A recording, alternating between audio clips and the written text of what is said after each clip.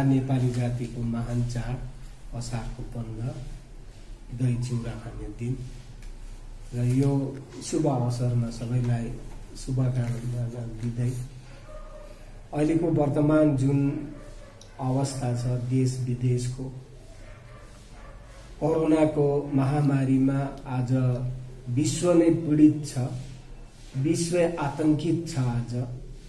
यसैले विश्वमा आज यदि रिकर्ड हेर्नु हो भने 1 करोड भन्दा ज्यादा भइसक्यो संक्रमणको हिसाब। त्यसको साथमा मृत्यु दर पनि त्यतिकै बढ्दै जाँदैछ। भारत देशमा यदि हेर्नु हो भने यसले 5 लाख क्रस गरिसकेको छ, 5 लाख अधिक भइसकेको छ। त्यसरी नै बंगालमा हेर्नु हो भने 17,000 को आँकडा पार गरिसक्यो। हाम्रै छेउछाउ दार्जिलिङ जिल्लाभरि पनि यो संक्रमणले डेलीको हिसाबमा 35-40 गरेर वृद्धि हुँदैछ। यो महामारी जुन तरिकाले वृद्धि हुँदैछ यसमा सबैजना चिन्तित छन्। सबै आज के हुने भोलि के हुने भन्ने अवस्था छ। अब अहिलेसम्म कुनै पनि विश्वमै भन्नु हो भने यसलाई लिएर त धेरै अनुसन्धानहरू हुँदैछ, रिसर्चहरू हुँदैछ, तर वर्तमान आजको दिनसम्म कुनै पनि औषधि बनिनु सकेको छैन र यसैले सम्पूर्ण विश्वकै जनता भयभीत छ, चिन्ताग्रस्त छ। कति बेला के हुने हो यो कसैले के भन्नु सक्दैन। अनि यो रोग अब यस्तो महामारी छ यसले कसैलाई पनि छुटाउँदैन। धनी गरिब, जात धर्म, है, नेता जनता कसैलाई पनि छुटाइँदैन। यो बढ्दो संख्यामा बढिरहेको छ। यसै अनुरूप यही बीचमा हामीले धेरै कुरा सुन्दैछौँ। हुन त यहाँनिर मैले उल्लेख गर्ने विषय लिएर लालकोटीमा केही दिन अगाडि सभा बसेछ। राजनीतिक पार्टीहरूलाई पनि त्यहाँनिर बोलाइएछ। तर दुर्भाग्य भनौँ अर्थात् अब के भन्ने हो, हामीले त्यसको निमन्त्रणा पाएनौँ, त्यहाँनिर अंशग्रहण गर्न सकेनौँ। अब मूल विषय चाहिँ थिएछ कि यो वर्तमान जुन अवस्था छ यहाँको पर्यटन व्यवसायमा जुन हाकार मचिएको छ यसलाई कसरी समाधान गर्ने, है, त्यहाँको कर्मचारीहरू त्योद्वारा आश्रित जति पनि छन्, होटेल व्यवसाय, है, गाडी चालक दाजुभाइहरू, अनि सडकमा बसेर पर्यटन स्थलका विभिन्न जग्गामा बसेर व्यवसाय गर्नेहरूको उनीहरूको स्थिति अत्यन्तै चिन्ताजनक अवस्थामा गुज्रिरहेको छ र यही अवस्था बीच उनीहरू सायद धेरै आलोचना गरे होला उनीहरूले।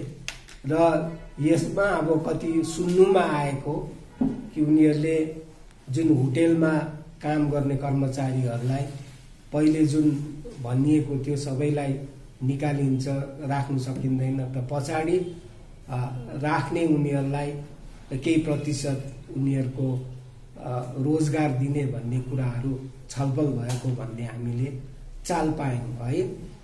र यसले गर्दा अब अहिले फेरि के सुनिँदैछ भने अब कि यो होटेलहरूलाई सुचारू तरिकाले फेरि चलाउने। तर हामीलाई चिन्ता हो निश्चित रूपमा नै अब दार्जिलिङ पहाड तराई डुवर्सका क्षेत्रहरू यदि बाँचेका छन् भने एउटा प्रमुख उद्योग पर्यटन व्यवसाय पनि हो। यो माथि नै लाखौं जनसङ्ख्या, हाम्रो लाखौं मानिसहरू आश्रित छन्। अहिले जुन तरिकाको लकडाउनको स्थितिले गर्दाखेरि उनीहरू अत्यन्तै गम्भीर अवस्थामा पुगेका छन्। यो एकदम यथार्थ हो। तर यो बीचमा अब आज नै अब 1 तारिखदेखि उहाँहरूले खोल्ने भन्दैछन्, तर जनताको प्रतिक्रियाहरू सुन्दाखेरि हामीले चाल पाउँदाखेरि कि जनता यसै भयभीत छ, यसै चिन्ताग्रस्त छ। यो अवस्थामा पर्यटन उद्योगलाई खुला तरिकाले खोलियो भने अब मान्छे कहाँबाट आउँछ? विदेशको हालत 1 करोड ज्यादा भइसकेको छ। विदेशबाट यदि आउँछ भने कोही पनि हुनसक्छ त्यहाँ, है, धनी गरिब कोही पनि आउँछ पर्यटनको हिसाबले, पर्यटकको हिसाबले भनेपछि त्यो यदि संक्रमित छ भने त्यसको अवस्था के हुन्छ? देशभित्र 5 लाख ज्यादा भइसकेको छ। उनीहरू यदि पर्यटक भएर आउँछन् भने उनीहरूको कुन तरिकाले उनीहरूलाई देखरेख गरिन्छ, अर्थात् उनीहरूको जाँच कहाँनिर हुन्छ, कसरी हुन्छ? अब यो पनि एउटा चिन्ताको विषय छ, यो एउटा आलोचनाको विषय छ। अब हामीले के सुन्दैछौँ भने, हामीले के अनुभव गर्दैछौँ भने, कोही हवाई जहाज यात्रा गरेर आउँछन्, है, उनीहरूलाई एउटा नियम बनाइएको छ कि उनीहरू क्वारेन्टाइनमा बस्नुपर्छ 14 दिन। तर यहाँ त्यो नियममा पनि अलिकति विभिन्नता देखिँदैछ। नेतृत्वहरू कोही कलकत्ता दिल्ली भएर आउँदैछन्, उनीहरू आएर यहाँनिर बस्दैछन्, तर उनीहरू क्वारेन्टाइनमा बसेको छ कि छैन त्यसको केही हिसाब किताब केही पनि देखिँदैन। र नेतालाई चाहिँ एउटा अलगै कानुन, है, अरू साधारण जनतालाई चाहिँ अलगै। अब यो यसले के नेताले चाहिँ संक्रमित भएर आउँदैन? यदि हो भने उनीहरूलाई क्वारेन्टाइन भित्र राख्ने आवश्यक छ कि छैन, यो नियम उनीहरूलाई लाग्छ कि लाग्दैन, यो पनि एउटा, है, आलोचनाको विषय छ। र नियम यदि बनिन्छ भने सबैलाई एक तर्फको नियम बनिनुपर्छ। र हाम्रो विशेष चिन्ताको विषय चाहिँ के हो भने चाहिँ अब दार्जिलिङ क्षेत्रमा, पहाडी क्षेत्रमा भनौँ विशेष गरेर अहिले त्यो संक्रमण त्यो तरिकाले फैलिएको छैन। तर भोलि यदि होटेल व्यवसाय खुला भयो भने अब त्यहाँबाट यदि संक्रमित भएकाहरू आए भने त्यसलाई जाँच गर्ने, उनीहरूलाई हो होइन भनेर रिपोर्ट, अब यहाँ नियम चाहिँ बनिँदैछ, कोही पनि बाहिरबाट आउनेलाई क्वारेन्टाइनमा हाल्नुपर्छ भन्ने, मिनिमम 14 दिनको। त्यसो भने पर्यटकहरू जो आउँछ भने उनीहरू 14 दिन चाहिँ क्वारेन्टाइनमा बसेर उनीहरू फेरि आफ्नो, है, अब कहाँ जानुपर्ने, घुम्नुपर्ने जानु सक्छन्। 14 दिन बस्दाखेरि जुन होटेलमा बस्छन् त्यसको किराय के हुन्छ, त्यो व्यवस्था के हुन्छ र त्यो बारेमा चिन्ता भएको छ कि छैन, है, यो सम्पूर्ण कुराहरूलाई आलोचना हुनुपर्छ। अब बंगाल प्रशासनले 31 जुलाईसम्म त्यो लकडाउनको स्थिति बढाइएको छ, है, 31 जुलाईसम्म यसलाई त्यही लकडाउनमा राख्नुपर्छ भन्ने बंगालको प्रशासनद्वारा हाम्रा मुख्यमन्त्री स्वयंले यो घोषणा गर्नुभयो। अब 31 जुलाईसम्म यदि पर्खिँदाखेरि यो केही असुविधा हुन्थ्यो र, है, हामीलाई लाग्छ। अब यदि उहाँहरूले आलोचना गरेर त्यो होटेलको कर्मचारीहरूलाई रुपियाँ दिने उहाँहरूले निश्चित गर्नु भएको छ भने अब 1 महिना यदि पर्खिँदाखेरि के हुन्थ्यो? हाम्रो एउटा जनताको पनि जिज्ञासा छ, हाम्रो पनि भनाइ। किनभने जनता आज भयभीत छ, जनता आज चिन्तित छ, है, यो कति बेला के हुने भन्ने अवस्था। यसै चाहिँ दार्जिलिङमा यदि हेर्नु हो भने पहाडी क्षेत्रमा चाहिँ पनि जानुहोस्, सरकारी नियम अनुसार, त्यो नियम अनुसार जनताको, है, हिँडडुलमा त्यो जुन फिजिकल डिस्टेन्सको कुरा छ, सोसियल डिस्टेन्सको कुरा छ, अब त्यो कुनै पनि सही तरिकाले लागू भएको देखिएको छैन, है। अब उनीहरू पनि, पर्यटकहरू पनि आएर मिसियो भने त्यसले कुनै पनि अवस्था तयारी गर्छ भने त्यसको जिम्मेवारी कसले लिन्छ, है? भोलि त्यो संक्रमण बढेर गयो भने त्यसको जिम्मेवारी कसले लिन्छ? यहाँको प्रशासन जुन छ, बंगालको प्रशासन हेर्ने यहाँ डिएम छ, है, यहाँ उच्च बंगालका अधिकारीहरू छन्, त्यसैले स्थानीय प्रशासन हेर्ने यहाँका जिटिए का कार्यकर्ताहरू छन्, यो बारेमा सोच राखेको छन् कि छैन? हाम्रो चिन्ता चाहिँ त्यो हो, है। र हामी सरकारलाई पहिलेबाट पनि हामीले भनेको, सरकारले 20 लाख करोडको एउटा प्याकेज केन्द्र सरकारले दिएको छ। अब यो 20 लाख करोडमा हाम्रो अंशग्रहण छ कि छैन?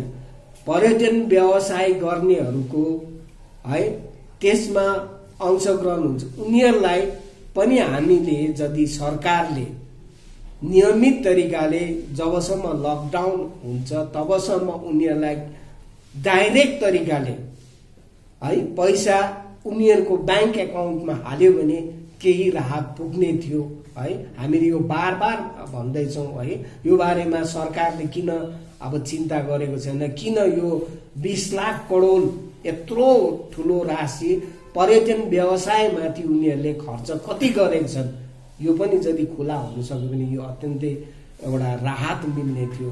र हामी चाहन्छौँ यो व्यवसायमाथि आश्रित सबै बाँच्नुपर्छ, तर त्यो बाँच्नु जाँदाखेरि अब फेरि यो होटेलको व्यवसाय सुरु भयो भने यहाँबाट जुन संक्रमणको स्थिति तयारी हुन्छ यो बारेमा जिम्मेवारी कसले लिन्छ?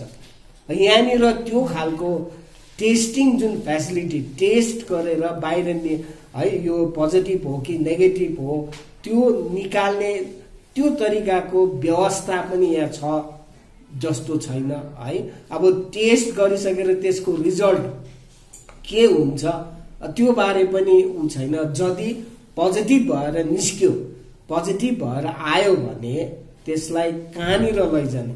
अब सिलगढी हेर्दैछौँ हामीले, जहाँनिर सिलगढीमा अब कोभिड हस्पिटल च्याङको हस्पिटल बनाएको छ, नर्थ बेङ्गाल हस्पिटल, तर सिलगढी भित्र नै जुन डेलीको बढ्दो यो संक्रमण छ, डेली अब 35-40 भएर डेलीको हिसाबमा बढ्दो छ।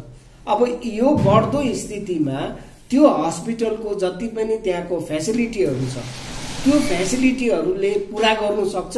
अब अझै यहाँनिर थप भयो भने उनीहरू कहाँ जान्छ?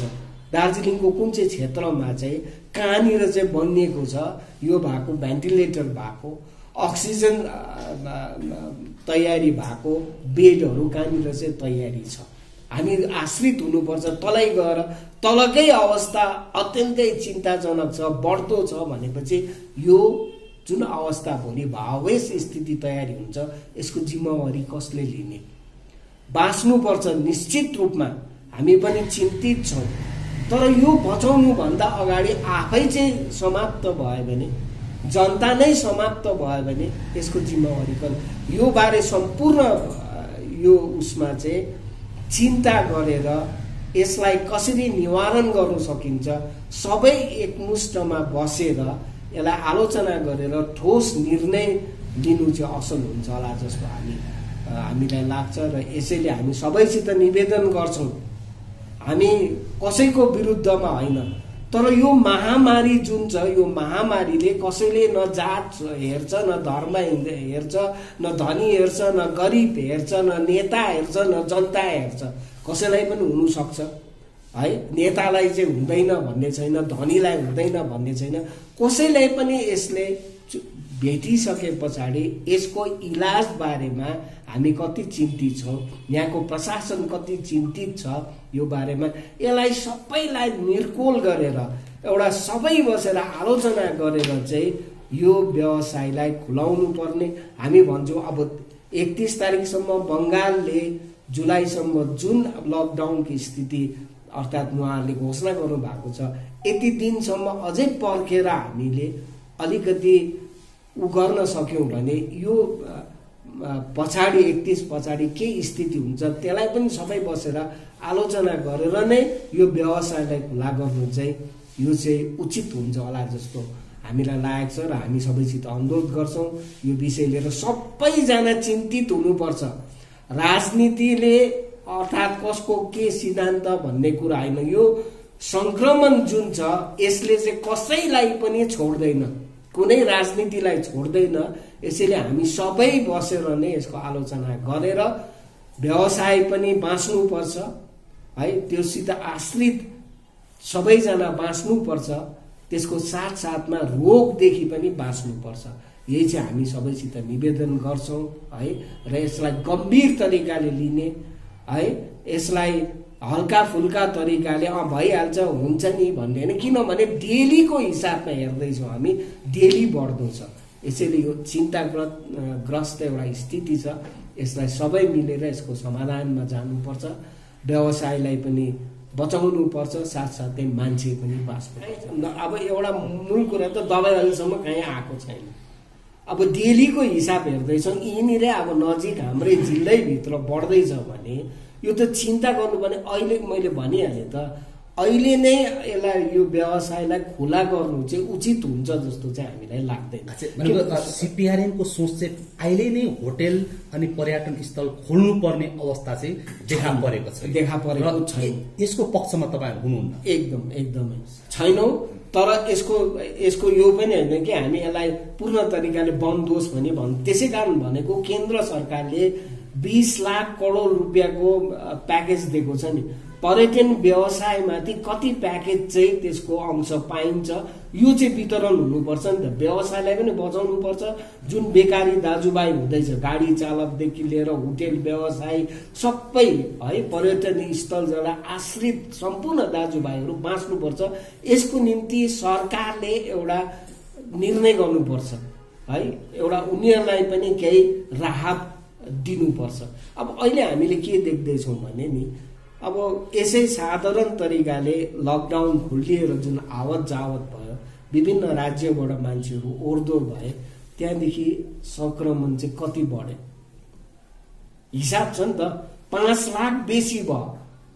यही बंगालमा 2-3 हजारको थियो भने अहिले 17,000 नागेर गयो। भनेपछि यो व्यवसायमा मान्छे कहाँबाट आउँछ?